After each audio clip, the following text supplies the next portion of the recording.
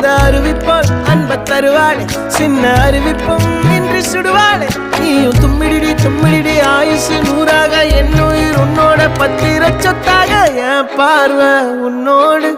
உன் பொம்மை கண்ணோடு பேசாமல் விண்ணோடு